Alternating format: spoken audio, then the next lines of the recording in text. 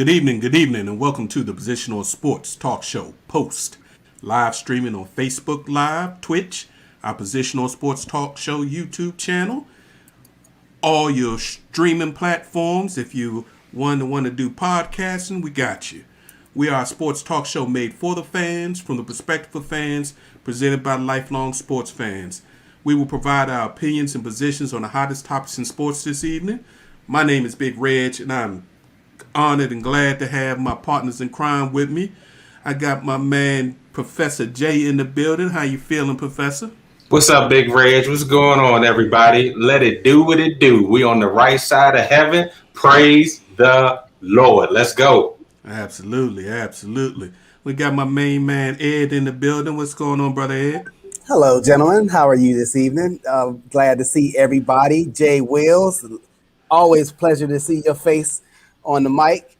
Anyway, ready to talk some sports. Again, happy to see everybody. Let's do it.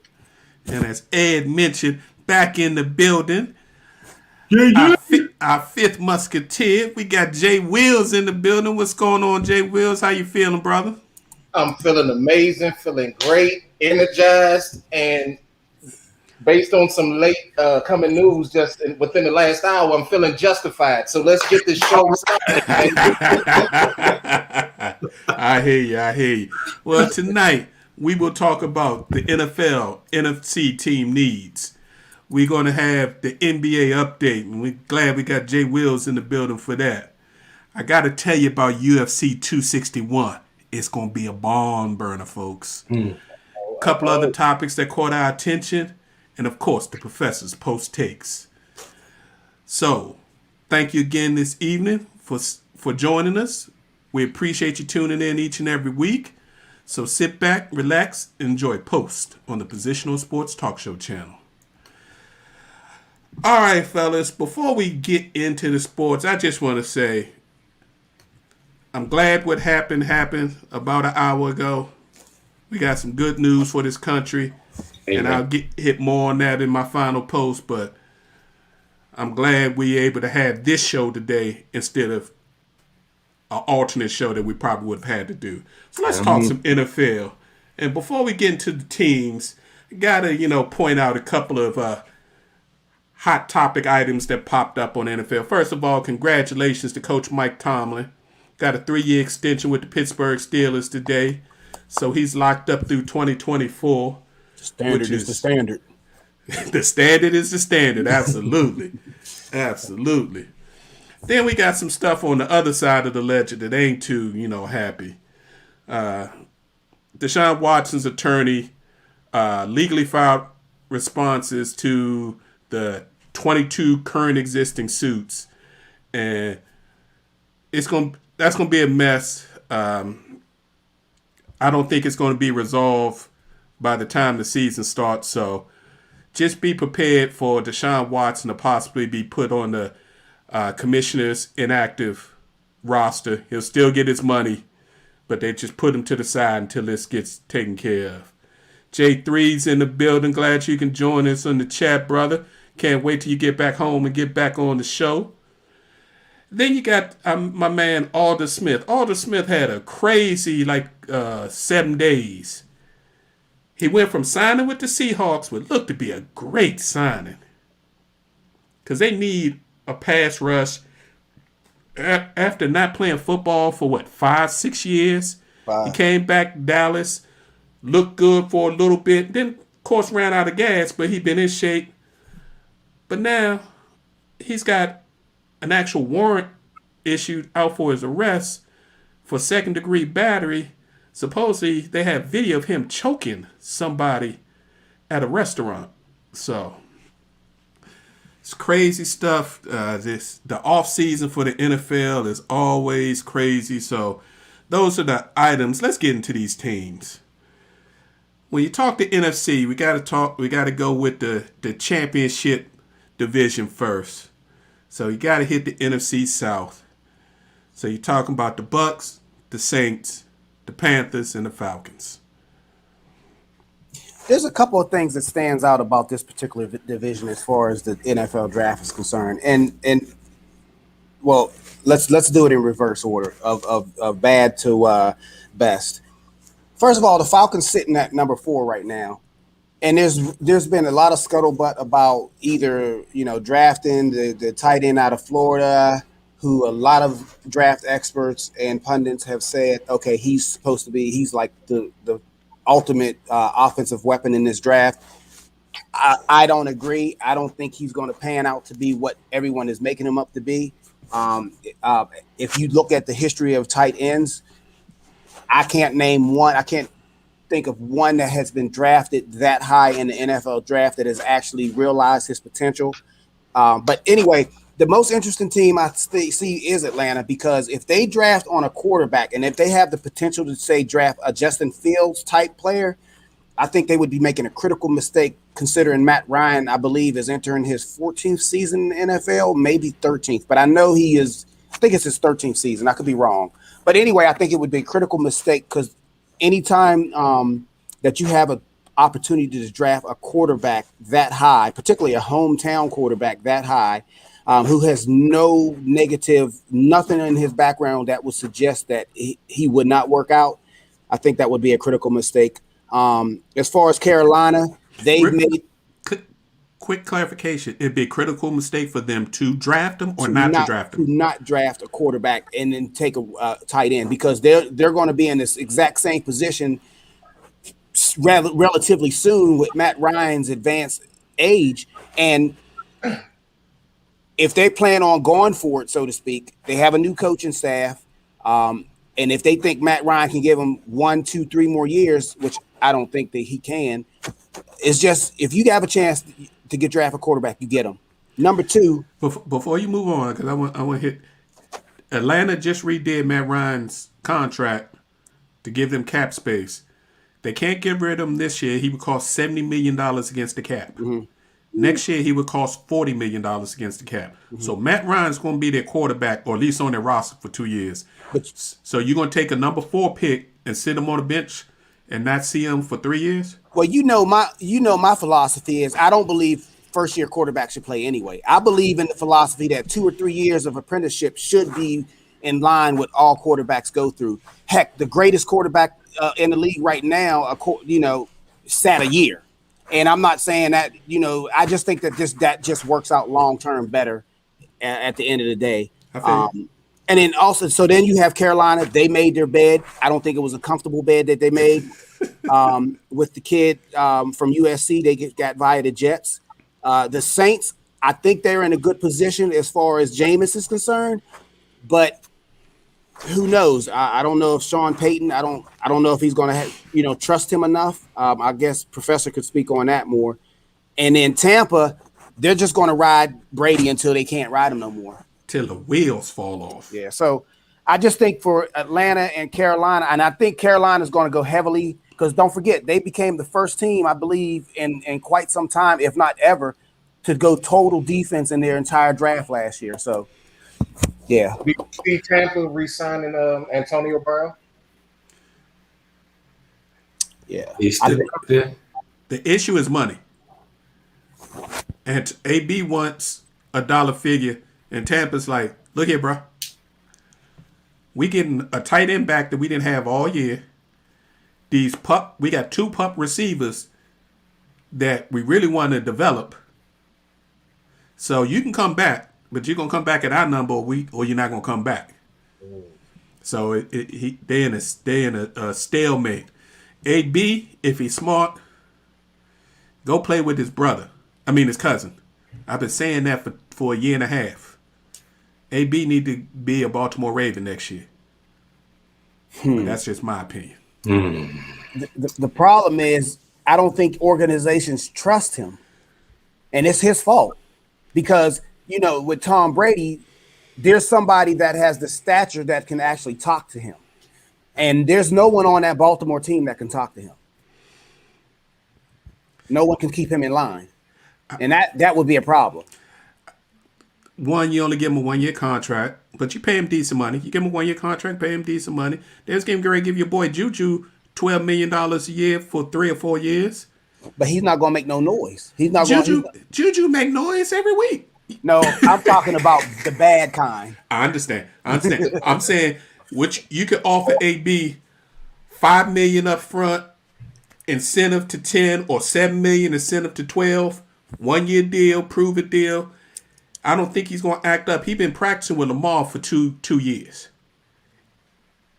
Every offseason, he practices with Lamar and his cousin, Hollywood. Okay, now let's go back. Let's rewind it back to the 2020 season for a minute. And when Hollywood was not getting the ball as much as he wanted, he immediately started whining. Him and Lamar had been working out for a couple years at that point. So who was he throwing? Was he throwing his quarterback under the bus, or was he throwing his coaches under the bus? Because he was throwing somebody under the bus. Now that and Hollywood, he is nowhere near Antonio Brown as far as being able to voice his opinion, so to speak, as far as not getting the ball. So I don't know, Big Reg. We'll see, but I feel you. It may be a good fit schematically, but I just think in reality it wouldn't work. I bet we got sidetracked talking about the Ravens. Yeah, my bad. Just let y'all have it. So if we going through this division, NFC South, I mean, Tampa Bay, they really don't, let's just be realistic, they really don't need AB. I mean, because there are enough weapons on that offense, and because the NFL has them some love for Tom Brady, they'll make sure he gets another weapon at least by midway through the season. I mean, I'm just speaking the truth because that's always what happens for him. So AB can go elsewhere. Do I want him to go to Baltimore? No, I do not. But that's a story for another day. So we already know Tampa Bay has retooled. They're pretty much the front runner to win the division this year because the Saints took a step back. The Saints, let a couple of wide receivers go, one of them being Emmanuel Sanders, which I don't know why they didn't keep him in-house. I know they're getting some young pups, one from Tulane they just signed, I think, recently. But you got young receivers. Mike Thomas, I'm hoping that he's fully healthy and he doesn't get injured, and we're going to have that dog that we're used to seeing with him.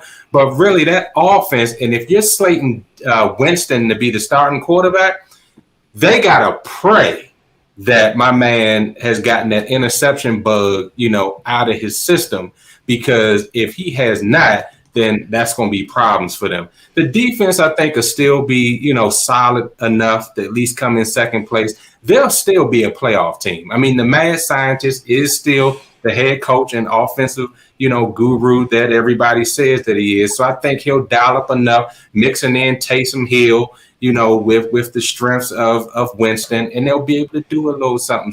You still got Kamara. Kamar's still that bad man. I'm glad they got rid of that bum tight end. Well, he in San Diego. I'm not even going to mention his name because we said his name last week. He gets on my nerves. So I'm glad he's out of there. So they got an area to fill there. I know last year it was defense for them, and they went defense. This year in the draft, I think they really got to address wide receiver. They definitely need to address tight end. And then they need another solid running back to go behind Kamara, because the last couple of seasons, he's been getting hurt too. He's electric, but he doesn't play a full season. You go to Carolina, I mean, enough said about that. I think Carolina is a dumpster fire. I think they'll move to pull in Sam Darnold and then create a quarterback controversy situation that they really did not need. I still don't understand why they went down that road. But they're going to get exactly what they deserve. You watch me. You're going to have McCaffrey play out of this world this year. I think he'll be healthy.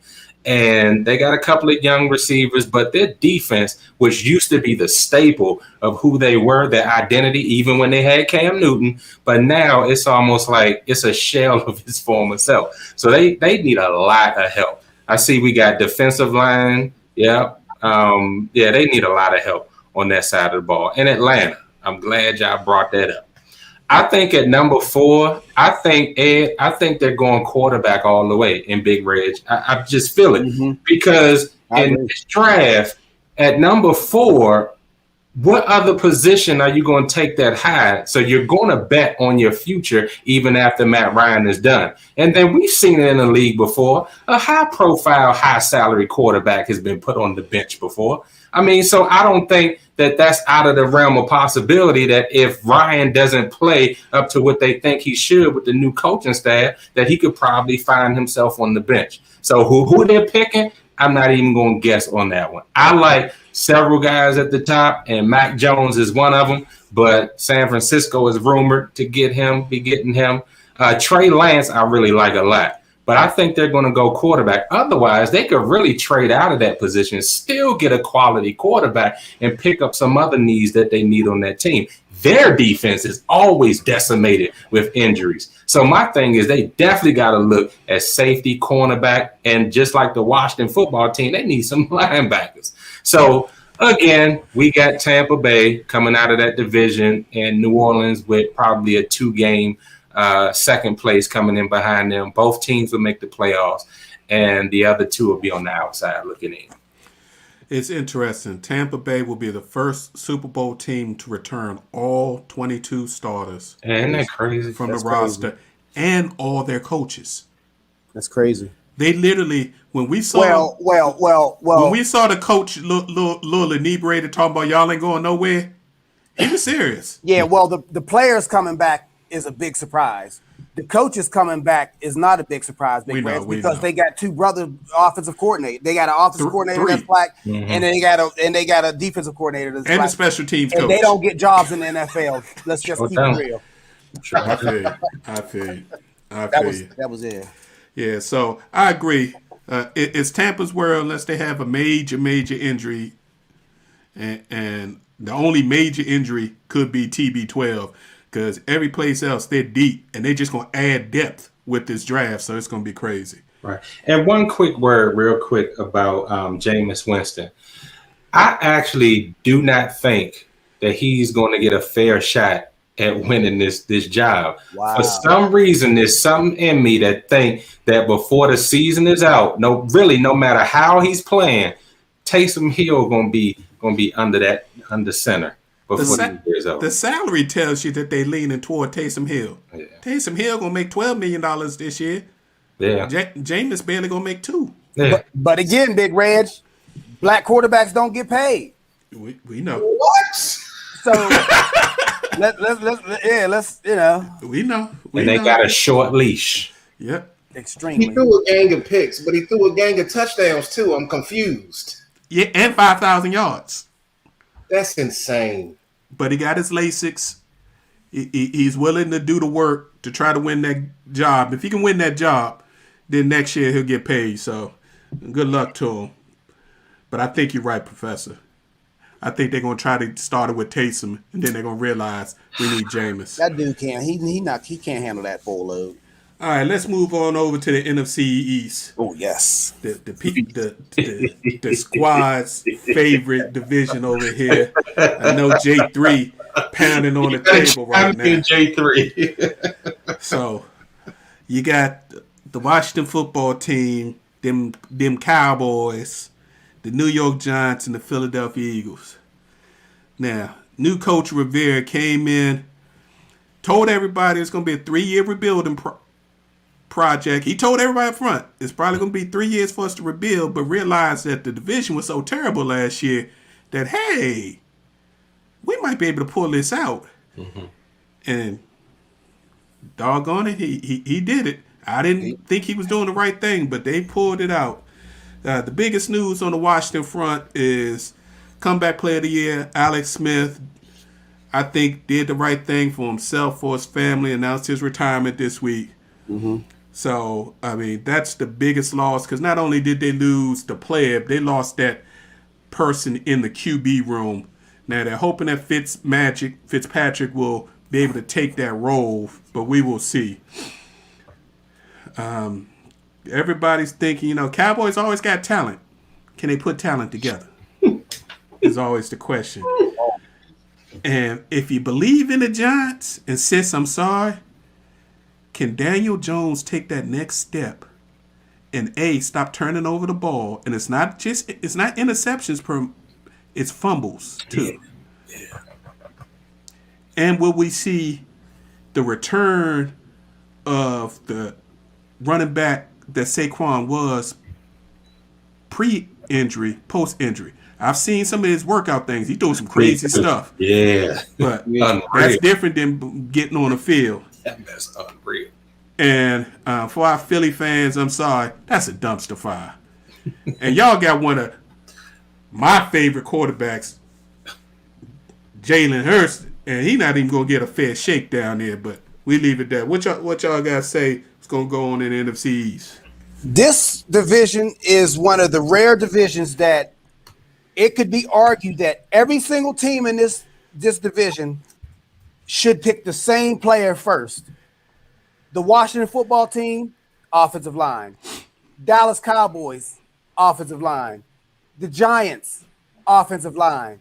Philly, definitely offensive line. After the first pick, then it might get shady. You know, some teams need wide receivers. Washington football team could use a second wide receiver, although they signed Samuel. Philly definitely needs as many wide receivers as they can get. The Giants, they can use another wide receiver. Cowboys don't need wide receiver. They could use a tight end, but they could use a linebacker. Linebacker could be used in Washington. That would solidify an already dominant young defense. Yeah. So this is an interesting division, but again, every single team in here could potentially pick an offensive lineman first and be good with it. I agree.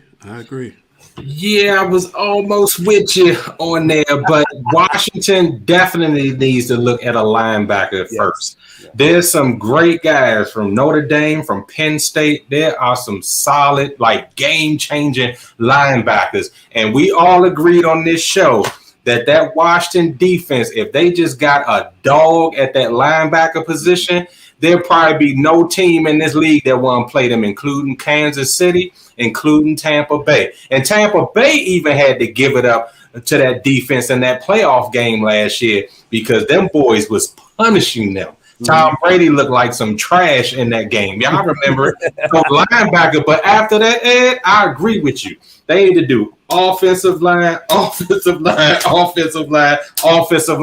They need depth. I can't remember the last time this line has had solid depth at every position across the line. They barely had starters that was worth the money that they're paying. And Sheriff, if you listening to this show, you better ball out this year all the money you're getting paid. They backed up the Brinks truck for him, so he needs to perform. Did you guys know that the last 3 drafts, the Giants took linemen and all of them didn't pan out? They need to fire their entire offensive line staff and their scouts. Because if you can't hit on some offensive linemen, at least one in the last 3 drafts, come on, y'all. So y'all need to go offensive lineman, but you probably need to get somebody else to do the picking. And like you said, Philly, absolutely. They need everything across the board. Look, we praying for Jalen Hurts. Yes. That he actually not just gets a fair shake, but they don't get him killed. Yeah. Don't forget, the ginger boy that just left, he was getting tore up. And he's got a bigger frame and all that kind of stuff. I do not want to see this guy carted off the field like RG3. Please get him some linemen and a running back that can actually block. I know y'all like them little dudes up in Philly, but somebody that can actually pick up a block when it's needed. Because people going to blitz Philly like crazy, especially Washington. They coming at Dallas. They need to go defense. Their defense is trash. It sucks. Remember y'all, Dak got hurt running out of the pocket last year. This wasn't something that happened in the pocket. But why was he running out of the pocket? Because the pocket was breaking down every play. That famed Dallas offensive line is old and injury riddled. Yeah. So they need you pay somebody $40 million a year. Your first pick better be somebody put in front of him to protect him. Mm-hmm. But Jerry Jones in love with some other people that ain't got nothing to do with the line. He either want Pitts at tight end to get another weapon, or he gonna have to go Patrick Surtain II because he knows that he needs some defensive help on this team. I think they might do the same thing as Washington, concentrate on the line after they get one of his love affair boys off of the board, and then they can tell Jerry to go sit on his yacht and shut up and let the real football people, handle the team. So how do I have it finishing? I'm about to surprise y'all.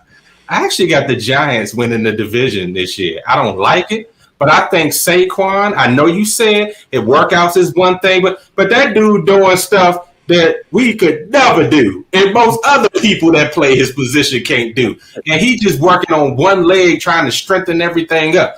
But the dude, I think, is going to come back with a vengeance. Same thing with the former Giant Hare. You know the dude, wide receiver. Anyway, we talked about Cleveland last week. But I've seen their workout regimen. I think this cat going to come back stronger than ever. I think Daniel Jones is going to turn the corner. Not similar to what Allen did in Buffalo, but I think he's going to be significantly better than he's been. And I think the Giants will make some right moves and shock people. This reminds me of a few years back when we thought the Giants were going to be trash and they end up winning the division. It's weird. It was several years ago, but I remember thinking they lost all these people. I remember Shea or whatever his name was had just retired. The head coach just went down to Jacksonville, and them fools end up winning the division. I ain't understand it. That's what I think is going to happen here. I really do. I mean, I can see that happening. I hear you. We ain't got to pick the division winners yet. We got plenty of summer for that.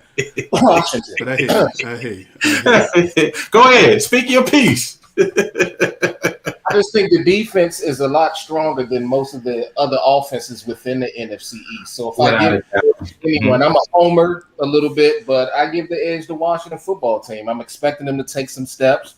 Now, I know they'll struggle at the quarterback position, but nonetheless, I think the defense will do what's necessary to at least keep them in games. So I'm looking for a nice season.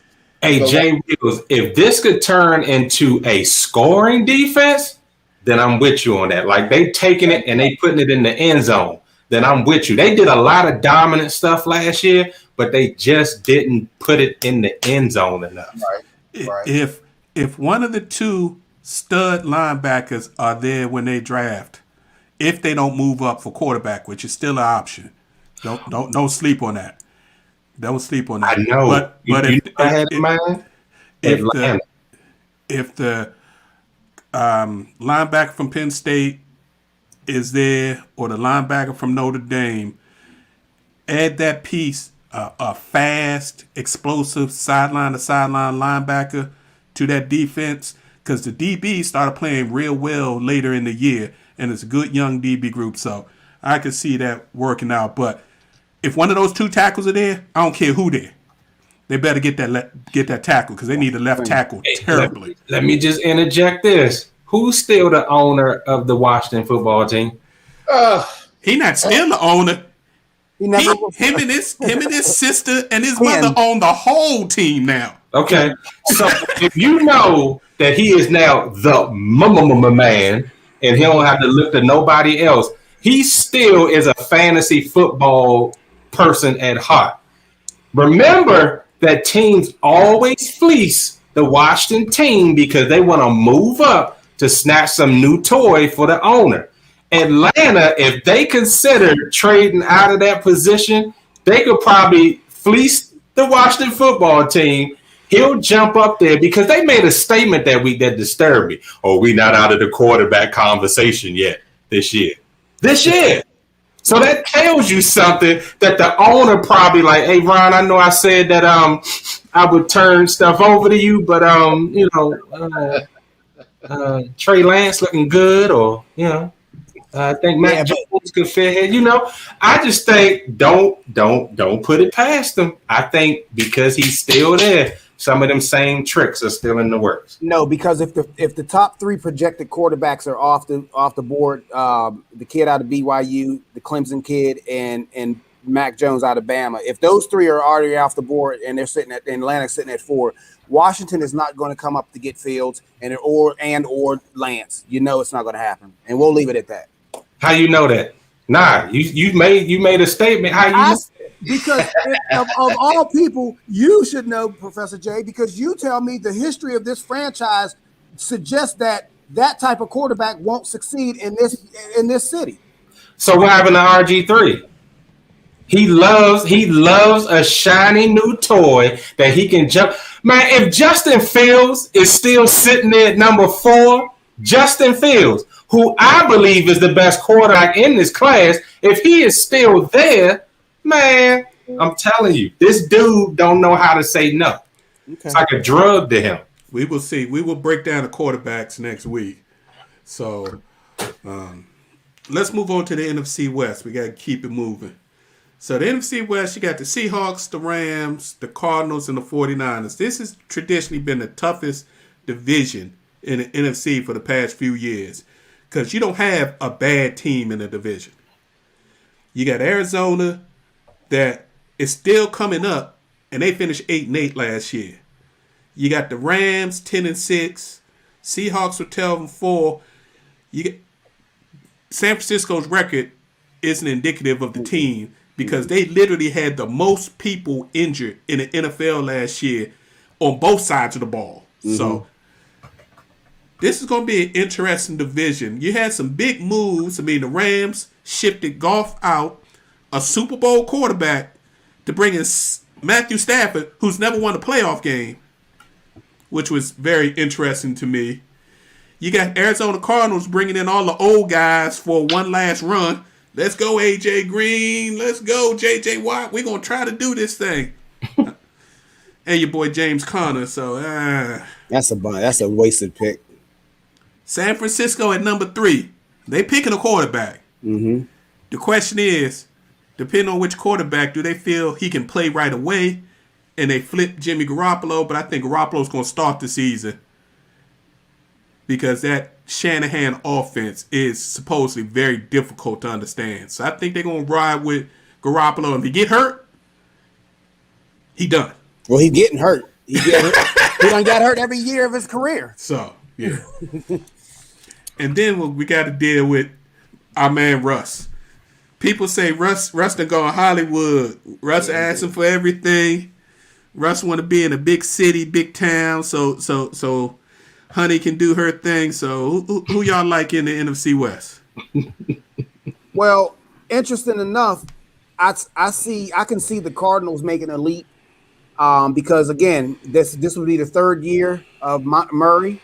As long as they can protect him, I think they need some more. I think they need an offensive line. I don't think they're protecting him good enough, and I think they actually need a stud back. If they can come up with a stud back and a little protection for Murray, I can see that happening. But like you said, Big Reg, the 49ers, I think they're a quarterback and an offensive lineman away from being right back where they were before all those I mean, they got decimated with injuries, like you pointed out again. I'm leery of the Rams because Matthew Stafford, I think they need something on defense to go along with the new quarterback. And again, I think they have the running back in place. They have a nice little tandem there. Yeah. But I really do think their offensive line is starting to show a little age. And it was apparent when Aaron Donald got hurt last year against Green Bay in the playoffs that their whole team dynamic changed once that happened. They couldn't stop Aaron Rodgers whatsoever. So I think they need some help for Rodgers on that defense. But again, the first pick I would do would be offensive line in LA. As far as Seattle, I don't know what's going on with Russ. Like, I don't know this. I mean, I don't want to belittle the man because it's too far easy to, or too far often, I should say, that black quarterbacks get the brunt of criticism in this league. Sometimes it's justified. Most of the times it's not. So I don't know what the heck is going on in Seattle. But again, I mean, if you go to the roots of Pete Carroll, he's a defensive coach. I think they can use some line help, some defensive line, maybe an edge rusher. We used to call it outside linebacker back in the day. Yeah, I think they're going to go defense all the way in Seattle. Although, again, for how many years Russ been in the league? 8? He is on his. He's got 3 more years on his new extension. He played his rookie deal, played another contract. So this has got to be year 9 or 10 for Russ. Okay, well, in 9 and 10 years, he's never had an offensive line. So they can also use some offensive line help in Seattle. I feel you. Seems like a theme. Everybody can use a little offensive line help. Well, this is a deep draft forward. Yes, sir. Yes, sir. I agree. It is. So Russ, to me, has the same exact issue that's going on over in Green Bay. And I know we're going to get there. I think that he's been with the same team, same staff in his case for pretty much his entire career. I think that Russ is tired of the way things are being done.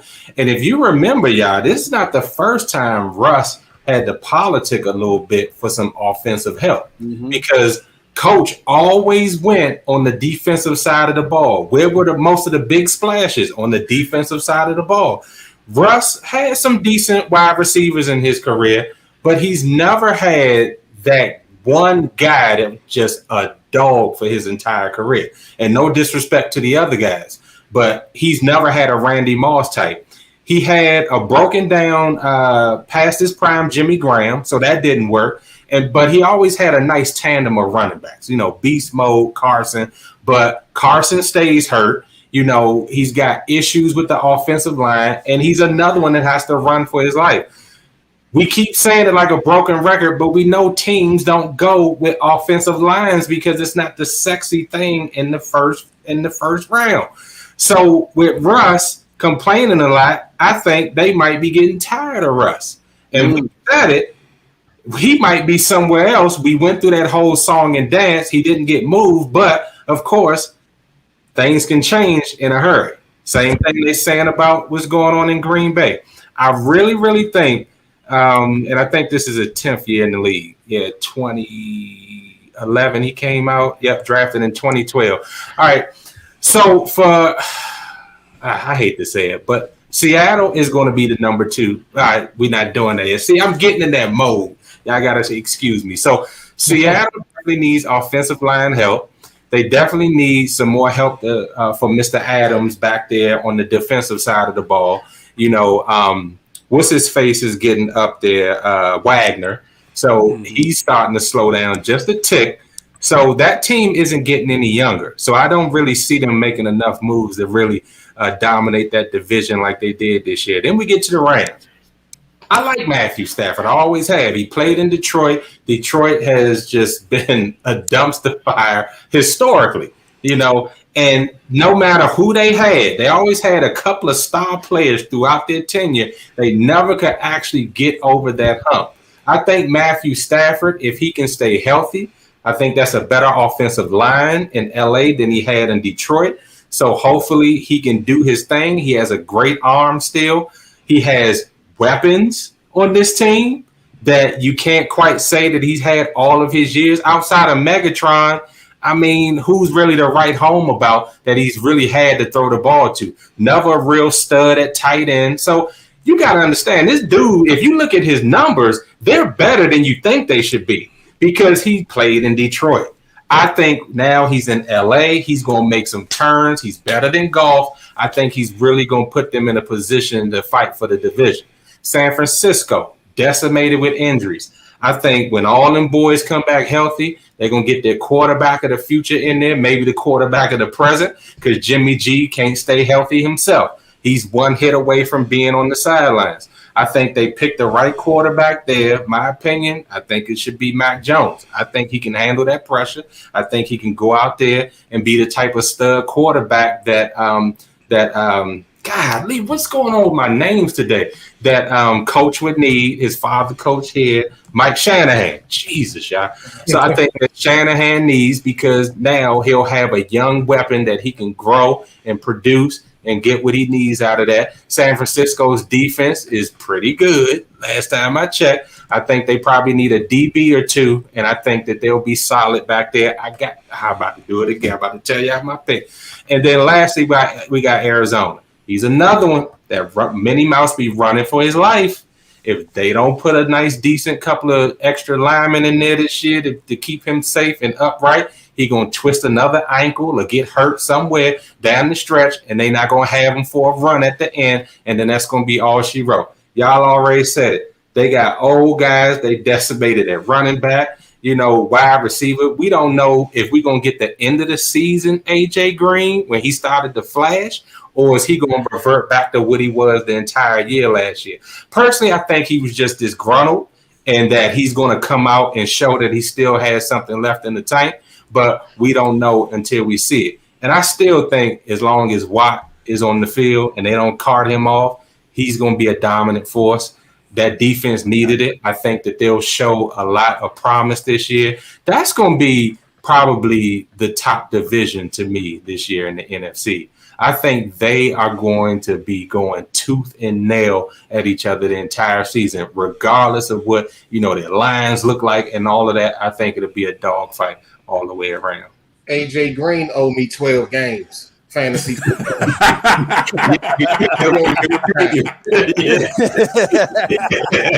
You sure did. Yeah, AJ Green wasn't feeling what was going on. Cincinnati. So, J3, what you talking about? Legion of Boom. They gone. Yeah, the NFC North, quite frankly, is a one team race. So we only going to deal with one team because everybody else is either dumpster fire, rebuilding, or have no idea what they're doing. So Green Bay, Wide receiver. will they give this man a first round wide receiver finally? They could also use a little O-line help, and quite frankly, middle linebacker, they could use some more speed at middle linebacker. Their outside linebackers and their edge do okay, but middle linebacker they can help. So what do y'all think that Green Bay needs looking into the draft this coming week? Offensive line and playmakers. I think their offensive line. I think their offensive line needs serious help because no one knows if Bakhtari how he's going to respond to that ACL injury he had late. Was it ACL or Achilles? I want to say ACL. Yeah, I think it was ACL. Yeah, I don't know how he's going to bounce back. And then also, I'm looking at their edges. I think that their edge rushers, they're set, and whether they're set or not monetarily, they have no. They're set. Yeah, they can't. They don't have any flexibility. As far as the linebacker, I guess I would agree with you on that. Yeah, but definitely playmakers in offensive line right now. That's what I see. Green Bay, they better hope they got Aaron Rodgers. That's number one. But I think because of the cap situation and his 2 years left he has on his deal, he'll be there. That marriage is very sour. I think they solidified his running back, but I think they did it to the detriment of the line. So they need, and they'll probably be the smart team to actually go line early in the draft to solidify that. I mean, does he need another weapon? Yeah, but I think he'll be happy for some help on the line. He is dreaming, having nightmares about what Tampa Bay did to him in that. Trust me. He didn't have a shot. I mean, and I think that, on that side of the ball, I think Aaron Rodgers is a wizard. He'll work with whatever he has. He's got Adams. He'll work with whoever. He got Lazard. Lazard is a pretty good tight end. Wide receiver. I actually liked his progression last year. Yeah, or 3 or 4. Their defense whittled down in the playoffs, and I was like, what happened to the dominant defense? The Smith brothers, the one that used to be here, and then the other guy, they didn't do anything in that NFC Championship game. It was like their secondary looked like they were second graders. I mean, so maybe they just need some more inspiration on that side of the ball. They have people that can play, but maybe when they face adversity, they just need that captain on that team. I don't care. It could be safety, linebacker that just says, look, we need to stay in this game. This is a good draft for linebacker, y'all. So that's another consideration for them. The Bears. I'm sorry, go ahead. No, go ahead. I get back because he did ask about Green Bay specifically. Go ahead. Hey, Ed, top fan BJ Murphy had a question for you. He wanted to know, should the Steelers get Najee Harris in the first round if he is available? Yes. All right, I'm gonna say it like this. The Steelers have broke my heart so many times when it comes to Alabama running backs, Derrick Henry, Eddie Lacy, that yes, I want him to get Najee Harris bad. Like he's a way better version, a bigger, faster, less knucklehead version of Le'Veon Bell. I would love for him to get Najee Harris, but sadly, I have no confidence because, look, my heart's been broke twice. My heart can't take much more. I can't take it. So, yes, to answer your question, they should get him. Do I think they will get him? No. I'm sorry. I want them to, but no. Yeah. And as far as the Bears, the Vikings, and Lions, I mean, I know it's comical, right? let's just move on. We're not even gonna waste time with That's the that. weakest division in football. Yeah. Exactly. Andy Dalton. Exactly. QB1. Come on. I cannot believe Andy Dalton is slated as the starting QB for the Yes, you can. Chicago. Yes, you can. We'll talk about that offline. Yes, you can. Redhead Ranger. All right, so that gives you a little preview of what we think the NFC teams need. Now it's time to get into a subject we ain't talked about in a couple of weeks. We got to get into this NBA because what is it? The average team has somewhere between 13 and 15 games left, Jay Wills? Yes, sir. About 13 to 15 games. You hit it right on the head. So let's break it down by conference. Eastern Conference. Right now you got 76ers. 76 has been leading the East all season. Doing that thing no matter if Embiid is hurt or whatever. 76ers and Doc Rivers have been playing some basketball. They still don't play defense all the time, but when they do decide to play, they do all right. You got the Nets. Who knows what the hell they are? Because nobody plays. They got 15 games they played together? 15 or 16 games? That's it. No, they played 7 games together. Just 7? Okay. I thought it was double digits. Okay. And they're not going to get any more. I don't know if you all noticed, SportsCenter is reporting that James Harden just took a step back with his hamstring rehab, and he is now out indefinitely. So I just wanted to throw that out there as well. Wow. These guys. I mean, Kyrie Irving about to take another mental break. What's funny is Kyrie will probably show up now that both of them are out and try to compete with Steph for being the top guard in the league right now. So that's what I'm expecting. Bradley Beal. Right. So, absolutely. So Jay Wills, give us a little bit of your insight, overview of what's going on in the East right now. Well, basically, I'm just going to piggyback on what you were saying, actually, and I want to co-sign Ed as well. Ed, I asked him the first NBA breakdown. I said, "How do you feel about the Brooklyn Nets taking the Eastern Conference?" And Ed said, "No, absolutely not. You don't see Pittsburgh tatted across my chest. I'm a Pennsylvania native, and I'm telling you right now, Jay, the Philadelphia 76ers are going to take the East." And I tell you what, at first I didn't agree with you, but I think I'm borderline absolutely agree with you at this point.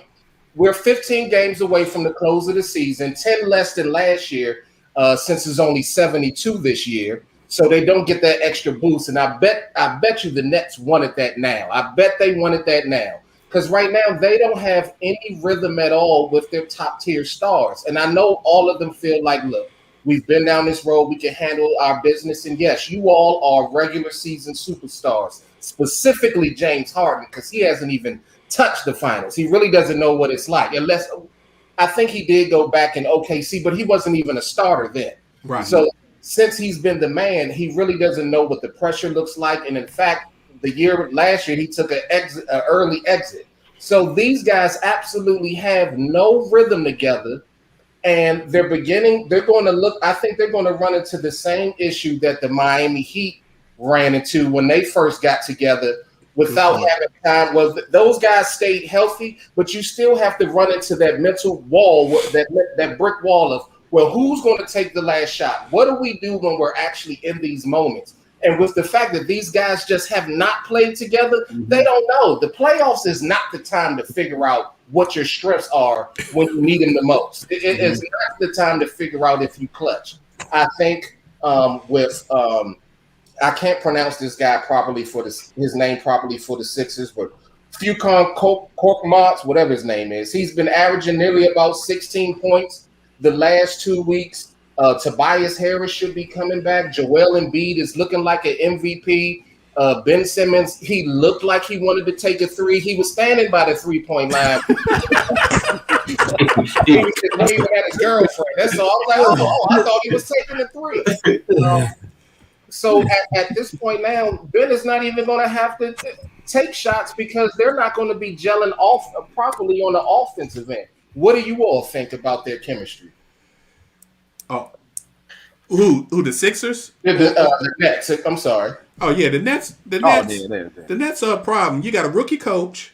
Yes. Who's got to coach playoff basketball. I know he's played it, but coaching it and playing it are totally different. Like you said, nobody's had any kind of rotation or anything. He doesn't even know who he's going to be able to put together because they haven't played together enough. And then that big pickup, LaMarcus Aldridge, was going to be a decent pickup for him, and then he had to retire. Right. Your boy Blake, he played 4 games and been on the injury reserve since. Dunked 3 times and he gone.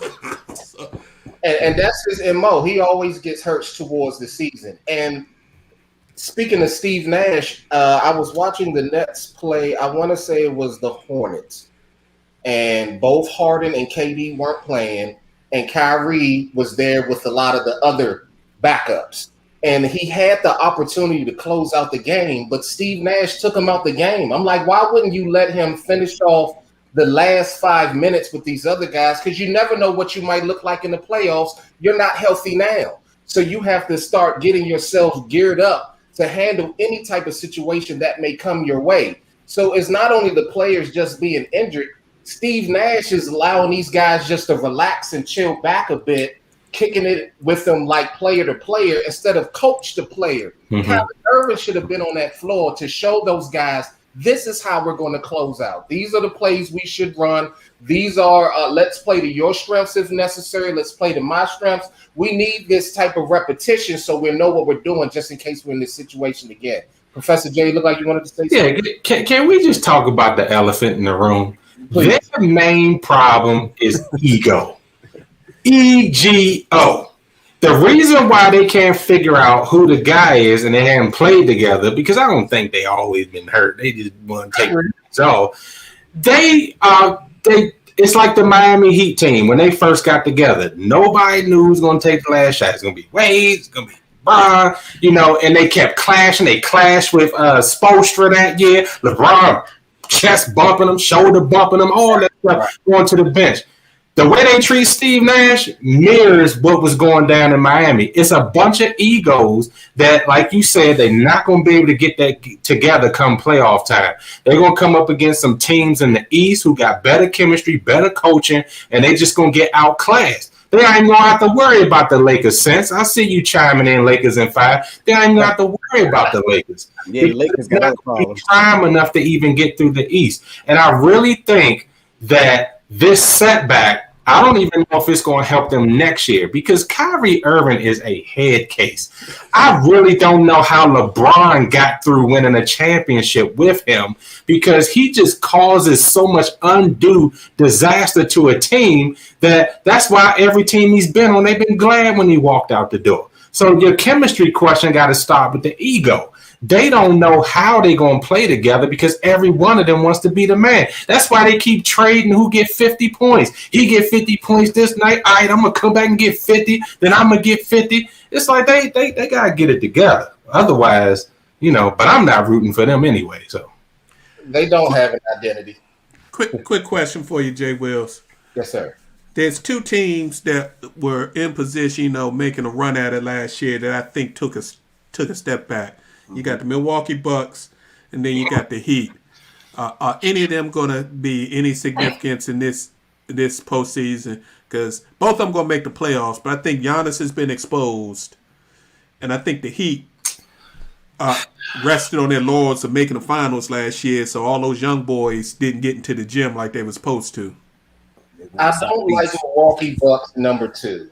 His name slips me, and I don't want to beat him up. I'm trying to be nice this week. Who you talking about, Middleton? Middleton. I don't think they have a real number 2. That's my issue. You don't have a real number 2. He looks lackadaisical at times. I like his game. I think he's a great shooter. But when you're in the playoffs, you need a little bit of an attitude. You need a Jimmy Butler attitude. What Jimmy Butler couldn't do last year with sheer athleticism, he did with will. He did with spirit and determination. I don't recognize that within Chris Middleton. And also Giannis, he looks like he's getting better with his ball handling. but with him still being fairly one-dimensional, I still think they can take another step, and they still have a fairly young team. It's like I mentioned the last time, these guys hop into the league so young that when you finally actually look at how old they are, granted they've played 6, 7, 8 years, they're still only 25, 24 years old. So I still think they have another step to take. But what's interesting about the Miami Heat team and what the NBA has decided to do with this play-in tournament, they're now going to take, if the standings stay the way they are, Miami Heat, the Charlotte Hornets, the Indiana Pacers, and the Chicago Bulls all have an opportunity to those last 2 spots. Those will be your 4 teams within that play-in tournament. No Wizards. Don't sleep on the Wizards. They hot. They hot. It's not 15 games. I was just about to tap into that. I'm going to say, come on, man. And if you were to look at the standings, there actually there's only about 4 to 6 game difference in between the 4th team and the 8th team. Right. So you could even factor in the Atlanta Hawks and the Boston Celtics, actually, which is crazy because Boston, if you look at Boston the last week or two, they've been on a upward road. They've been handling their business. Jason Tatum and my man have been doing amazing things. They've been they've been playing great basketball, but they still got to take that next step. And I still think they're short a big man if you consider Joel Embiid being the force he is and the combination of big men that the Brooklyn Nets can put together as well. But speaking of the home squad, I would love to see those guys crack the playoffs. They have their opportunity. Chicago Bulls are playing well. Zach LaVine has been looking like a light-skinned assassin. He has lost his mind. I'm so glad the game matches the hops.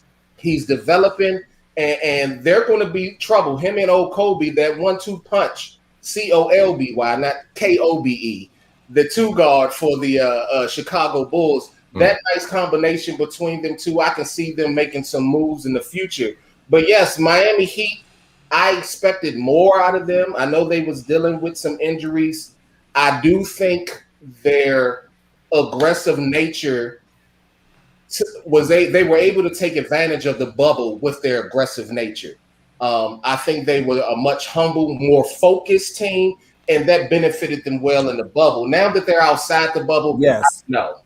I couldn't agree with you more. Yeah, the structure helped Miami last year, right. and as far as Milwaukee is concerned, the only thing that doesn't suck about Chris Middleton is his salary. As long as he's the number 2 player on that team, Milwaukee won't advance. That's all I got to say. Hey, Chris, I ain't dogging you on this show, man. But that's a serious question. You gotta sit, and this is for the Zah J. Wills. How many Antetokounmpos are in the league? 3. Like, 3. It's like I look up and it's like it's another one and then another one. I thought the Lopez brothers. That's because they travel to every team. I'm like, how many Lopez Bahamas is in the league? 2 on Milwaukee and 1 on the Lakers. Yeah, and that was strategic. The reason that 2 was on Milwaukee so he wouldn't leave Milwaukee, and the reason the one's on the Lakers is so he could maybe consider going to the Lakers. Absolutely. Right. So J3 throwing Boston in there. Don't leave him out. He said Tatum and Brown. Tatum's the flashy, smooth guy. Brown is going to be the reason if Boston wins or loses. That dog. Brown does a lot of the dirty work. He still gives you mid-20s. That's no what I said about Smart. No. Smart gets in their heart. Yeah. But Brown is the one that keeps everything moving. So as long as he stays healthy, go ahead and let Tatum be the flashy guy, and he'll get all the praise. Jaylen Brown is the dog on that team. So Smart is the Draymond Green of Boston, man. Good point. All right, let's flip it out to the West Coast. We know we got the 2 La teams. So come on, Sets. But can we get some respect on the Utah Jazz, the Phoenix Suns, Utah, and my personal MVP of the league, the Joker. You got a center that's almost averaging a triple-double, folks. Mm-hmm. A center. He's like averaging 9 assists a game. 9. He's averaging 20, like 14 rebounds and almost 9 assists at center. He ain't gonna do it alone though. I know what he's doing, but it's just him in the playoffs against these teams in the West. But he not alone. He not alone. He got the young fella. He ain't got Porter. he ain't got the man. I understand. I understand. Jamal Murray got hurt. We understand. But you got Porter. You also got the pickup they got from Orlando, who they need to fit into the team. Aaron, yeah. Aaron. And so they got some pieces, and quiet as is kept, they did pick up another guard today. Who they picked up? They picked up Doc's baby boy. Oh. He not Jamal Murray. Awesome. He not Jamal Murray, but he can come in, That's run a the good pickup. offense, Okay. shoot something, and let them boys pick. So Like, whoa, Big Red. He don't got to run the offense. The Joker going to run the offense. true story. Yeah. You're right about that. He don't got to You're run the right. offense. Just help with the Jamal ball. Murray is a big hit. I think that Jamal Murray, I do like the addition of Rivers and Gordon, but Jamal Murray showed me last year that the moment is not too big for me. Right. I'm going to run right up on these guys. I have a rhythm and understanding and a relationship with Jokic that manifests itself even better in the clutch fourth quarter. These boys came to play ball, and in fact, they're willing to take on a challenge when the both of them were there and knocking off the Clippers. So those guys, I know when the going gets tough, they'll get going. Aaron Gordon, I like Aaron Gordon, but he doesn't know the team. He's coming from the East. The West is a little bit of a different monster. He's going to have to get his feet under them. I think Rivers can go to any team and come off a pick and shoot a three. He'll be able to do that. He'll be able to secure himself $10 million every year for the rest of his life for no other reason than the fact that I can shoot decent. So I love the Denver Nuggets. That was a hit for me. I wanted to see those guys take that step because I felt like them, along with the Clippers, depending on if they can keep it together, and the Mavs down the road could challenge the Lakers if the Lakers continue to stay dominant. But speaking of the Lakers, they're still bouncing back from injury, and actually, I'm not too worried about them. It's not like they're the Nets. Look solid. Right. They got a real leader. Yeah. They got a real leader. He's been down this road. He may be ready to go now, but why rush him in? The person I would really worry about is AD. How far are you coming back from injury? They say you should be returning soon, but you are an individual who's actually injury prone. So that would be my concern with them. But I want to give kudos to those two other beasts that don't get talked about as often within the Western Conference. You tapped on the Utah Jazz. They actually have the best home record. I believe it was 22-6. So you're not beating them at home at all. That's just not. No, 26-3. They have that's right. The number one. Forgive me. That's because people want to get the heck up out of Salt Lake City. True story, though. True story. But it looks like your boy Pandemic P is trying to play a little bit of basketball now. Regular season is not his problem. Talk to me about Paul George in the postseason. We'll talk about regular season is not his problem. He's having a monster regular season. I give him credit. Way he's playing now, he's playing the best ball he's played all year. But it's the regular season, and your boy Kawhi sitting on the bench, chilling, drinking lattes and stuff. Like, all right, y'all let me know when y'all ready. I'll show up and see what y'all can do. Their best pickup though was Rondo, because Rondo gonna kick some people in the behind. Yes. He ain't gonna have that, because Rondo wanted. Y'all didn't sign me, the Lakers, and then y'all bought a guy that I don't think is as good as me. So yeah, Clippers could make a real run, or that whole team could implode, because Rondo ain't gonna take that crap. That could be crazy.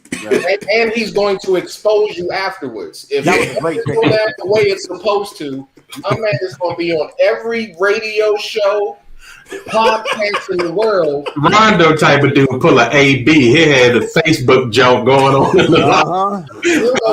See? He will, because he will put you on blast. That man he's at the point in his career. Everywhere I'm going, I'm trying to win a ring.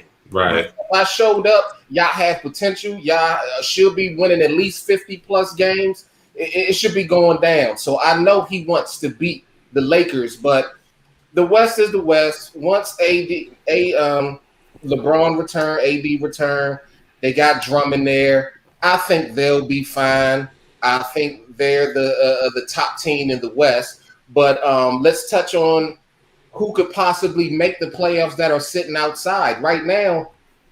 The teams that will play in the play-in tournament. Your Dallas Mavericks, who are sitting at 30-26 at the 7th seed. Luka. Overrated. Right. Whoa. Luka. I agree. We'll get to that later. Don't get me started.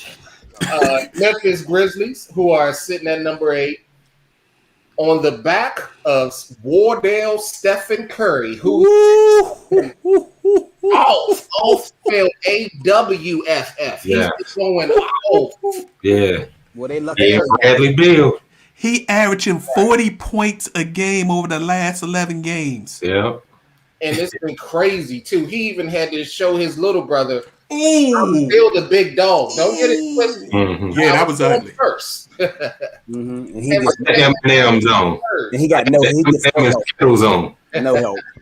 And I'm actually seeing San Antonio Spurs sighting. But I wanted to ask you guys about this play-in. How do you all ultimately feel about this? That a 9th and 10th seed that didn't do what's necessary to be a 7th or 8th seed can oust you for your spot. How do you all ultimately feel about that?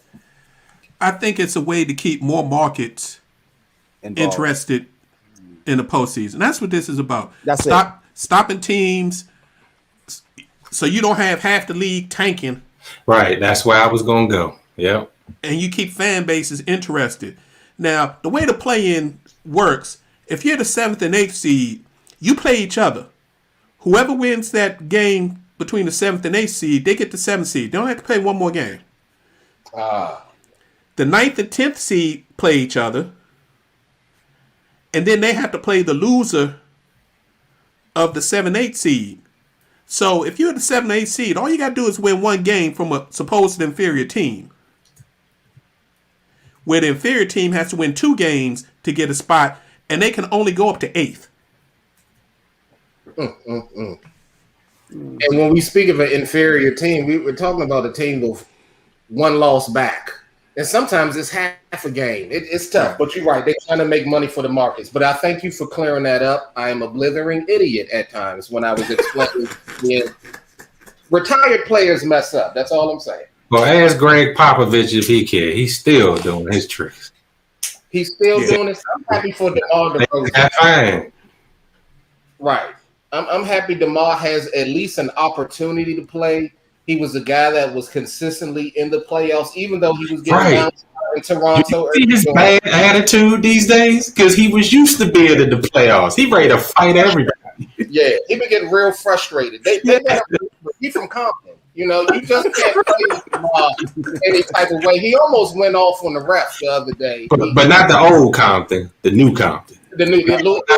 Hey, Compton didn't look like it today. He from the new Compton. He's from the Kendrick Lamar Compton, not the Dr. Dre Compton. It's a little different. So if I heard you right, Jay Wills, if LeBron comes back with 5 or 6 games left or more, and AD comes back supposedly this week or early next week, so that give him 10, 12 games. Basically, it's the Lakers against everybody else. Yes. You have to. So if they'll come back, but their issue right now is they don't want to drop too far down. So right now they're doing what's necessary to keep them in the 5th spot, and right now that has them playing the Denver. They may want to stay there. If the Denver Nuggets stay where they are and Los Angeles maintains this 5th spot, I would want to see Denver. Jamal Murray's gone. Don't nobody want to see. You know who they want. They might go ahead and drop down to the 6th spot and just take care of the Clippers in the first round and get them up out of there. Yeah, I would definitely like that. Take care of the Clippers and get them up out of there, and then they would end up playing the number 2 seed, which at this point right now is Phoenix. and they'll mop them. So I give it to LA. Absolutely. I hate to say it. I hate to be one to just flat out throw out. This is the team that's coming out of the Western Conference with so many. It's healthy, but it is. It is. If they're healthy, they're going to win. If healthy. I agree with you. So we will keep y'all updated.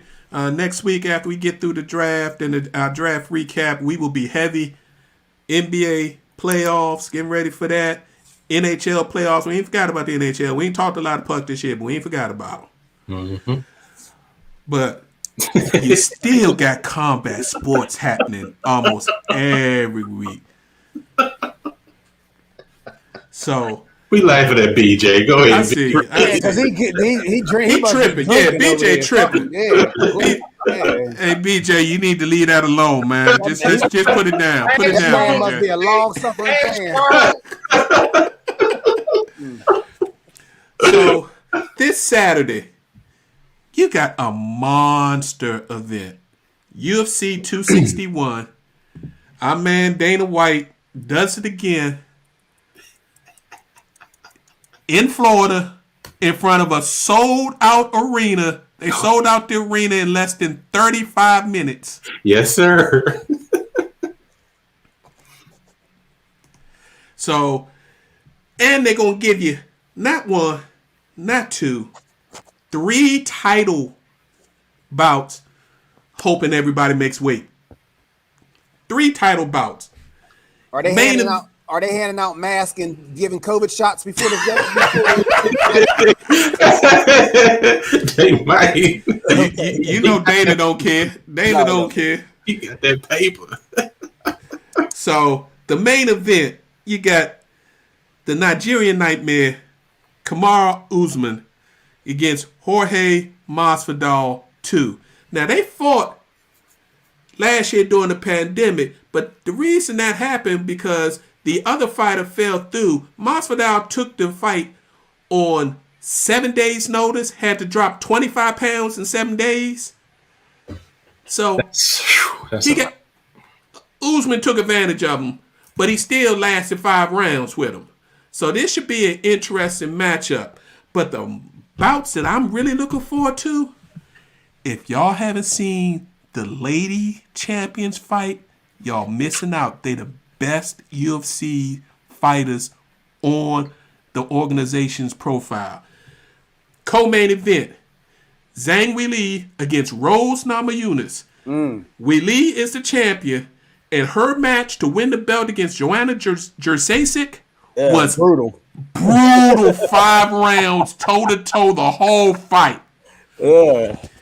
Rose is a former champion of the division. The only reason why she lost her belt, she was holding someone on a chokehold, and a person who's in the other co-main event, Jessica Andrade, literally dropped her on her head and almost knocked her out. So she ended up losing the match because she was just out cold for like 10 seconds. That's going to be a monster. And then you got the second best female in the UFC, Valentino Shevchenko. She is a monster. She's the only person that gave Amanda Nunes, who is the GOAT of female mixed martial artists, 2 good fights. At 135, which wasn't even her class, but she went up to fight her. At 125, she hadn't been touched. But Jessica Andrade is coming up to 125. So those are going to be 2 monster female title fights. And then you get the cherry on top with Usman against Masvidal, and they don't like each other at all. Hey, Big Reg. Yes, sir. Are we inching closer to getting back for fight night? So Oh, absolutely. okay. He said, yeah. Absolutely. Mark them calendars. Absolutely. I think we can start that again in May, because we all did what we can do. We got that needle. Yes, sir. Shots in arms. I'm looking forward to that. So that's going to be a great card. So look out for that. A couple of quick things before we give it to the professor for the takes. Hats off. I'd just like to congratulate all the ladies that got drafted last Thursday in the WNBA draft, especially Charlie Collier, center for Texas, the #1 overall pick. the Dallas Wings had 4 of the first 13 picks. Yeah. So they are reloading, looking good. Also, shout out to Gonzaga. They lose a stud, Jalen Suggs. We all knew was going to go to the league. He officially declared for the NBA. But then they get the number 1 high school player in the country, center Chet Holmgren, who played with Jalen Suggs the year ago. Mm-hmm. So, Kentucky, Duke, North Carolina, y'all got problems. People realizing they ain't got to go to them blue bloods anymore. Right. They can go to the Baylors. They can go to the Gonzagas, play early, play a better brand of ball that they like versus what you want to play. Just saying. For you golf fans, congrats to Stuart Sink on his victory, but I want to talk to you about who came in second. Little known golfer Harold Varner III came in second place. For y'all that don't know, Harold Varner III is the only other full-time black golfer on the PGA Tour. Black American golfer. So, big stuff for him. And we got to talk about this new Fight Club stuff on Triller. We'll do that after the draft and all that. But I watched some of that fiasco over the weekend. That was pure garbage. But they had $1.5 million pay-per-view buys, and just for pay-per-view sales made over $75 million. Snoop Dogg. So, people got that's what it is, man. It's Snoop Dogg. 420. Yeah, it was more concert than boxing. Yeah. I mean, a lot more concert than boxing. So it was, but whatever. All right, Professor, it's time for your takes. Let's hit it, brother. Man, I'm so glad Jay Wills made it back. I was getting nervous. Hey, apologies to Ari McDonald. I know I was saying Ari, and I like how she had the backdrop with the light. You saw that. Ari McDonald. That was the highlight of my night for the draft because I'm looking forward to really big things from that young lady. Congratulations. All right, so let's jump into the post takes. And tonight I got a special treat for y'all. This one is entitled 6 Degrees of Alex Smith. In 2005, All-American from the University of Utah, coached by none other than Urban Meyer, became the number 1 NFL draft pick. However, it was not Alex that was the talk of the draft. It was the fall of one Aaron Rodgers. In many ways, that year began the chips that would begin to weigh on both of their shoulders. Alex played his entire career proving that he was more than hype, and Rodgers dealt with dropping to the Packers, sitting behind Favre in the chill of Lambeau Field to become a legend. For 16 seasons, Alex kept proving the doubters and haters wrong. Early on, he was labeled a bust, playing for an inept San Francisco 49ers team that refused to put many weapons around him. Under Mike Nolan, Alex was not growing as a pro quarterback and suffered many injuries and setbacks. During Alex's lean years, he had a very talented defense led by Patrick Willis and Takeo Spikes. Unfortunately, defensive coordinator was Greg Minuski. We know him very well in Washington. The bright spot is that he had a young Frank Gore and Vernon Davis, the legend. He enjoyed being reunited with Vernon here in Washington.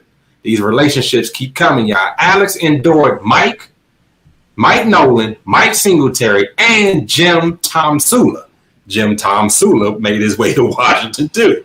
Before Jim Harbaugh came to 49ers in 2011 and gave Alex exactly what he needed: confidence and solid quarterback coaching. He began to get developed as a quarterback and soared. He helped to engineer a 13-3 record that year, lost to the eventual Super Bowl champion Giants in the NFC Championship game. The newfound success did not last as the injury bug caught up to him once again in 2012. His concussion made way for Colin Kaepernick And to Kaepernick's credit, he took his opportunity to steal the show and led the 49ers to the Super Bowl against the Ravens. Due to Cap's dynamic play, Alex moved on to Kansas City, where he would see his most success in a 4-year stretch. From 2013 to 2017, under eventual head coach Andy Reid, he made 2 Pro Bowls, 4 playoff appearances, and won KC's first playoff game since 2017, since 1993. Again, his success would be short-lived. Always a forerunner to a team turning around to achieve success, he had to make way for eventual MVP and Super Bowl champion Patrick Mahomes. Alex joined the Washington football team in 2018. It was an immediate impact. He was galvanizing a mediocre team and led them to a surprising 6-2 start before he had his horrific leg injury that was eerily similar to Joe Theismann's career-ending leg injury in 1985. It happened in a similar part of the field. Unlike Joe, this one almost cost Alex his life. Last season, he completed a full comeback after months and months of grueling rehab. He became the NFL's Comeback Player of the Year and showed the world that the will of a champion is more powerful than what may seem impossible. Alex has always been a great teammate and an inspirational figure. There are certainly more ways to win it all in life, and no one can ever take the cherry and icing off of his cake. Now, Alex is retired and walked away on his own terms. After playing last year, there was nothing left for him to prove. His last order of business to make sure he got his last paycheck. After almost dying for a team, I would have done the same thing. A class act and a legend in his own right. He has been connected to some of the people that we love and some that we don't love so much. He should certainly be put in the ring of fame for all 3 franchises whose uniforms he once donned. Salute to Alex Smith on a great career. He outlasted when many people thought he was done after year 3. So kudos to him. I know he has a bright future either in coaching or broadcasting. All right, back to you, Big Reg. Professor J, real quick, I'm sorry. You had me confused for a second there. You had put during Alex's lean years. I thought you said he was drinking lean with Patrick Willis and Takeo Spike. I'm not messing with you. That's a wild boy right there. He's had lean years.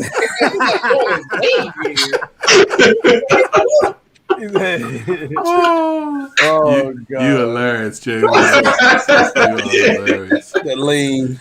Yeah, Alex is going to have his choice. One, he's made over $100 million, so he don't have to do anything. Yeah, but if he wants to stay in the NFL, he's going to have his choice of pickings. He can easily go on the broadcast. And good-looking guy.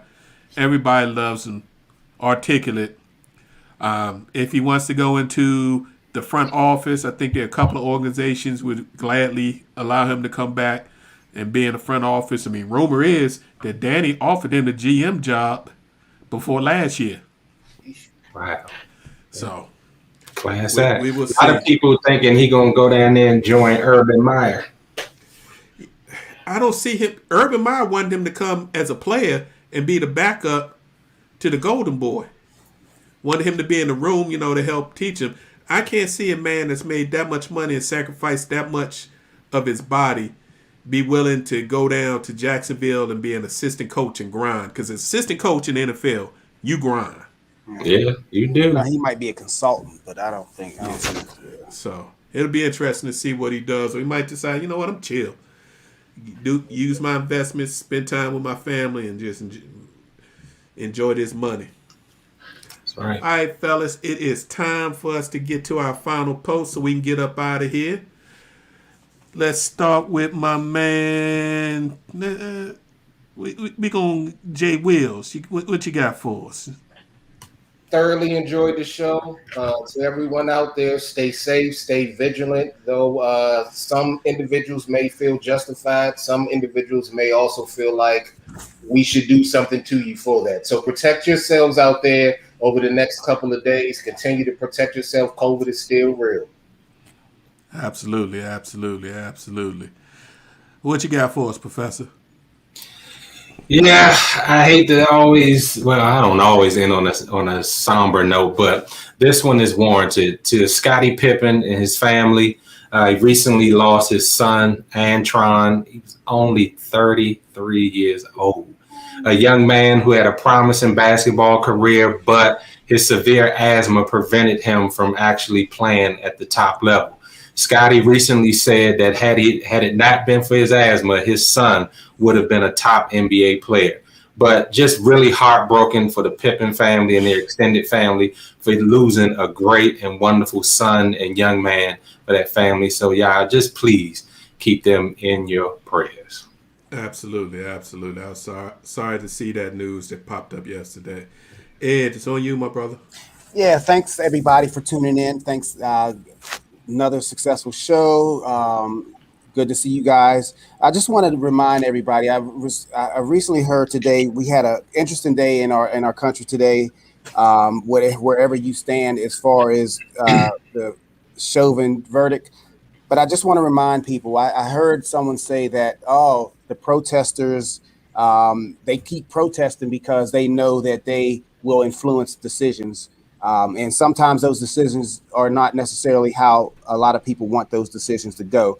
But let's be mindful that protest has always been part of not only this country but all countries, and this country was part of one of the most important protests ever in the Revolutionary War. In fact, many of those protests in that particular event, that's the reason we exist today. So let's just be mindful that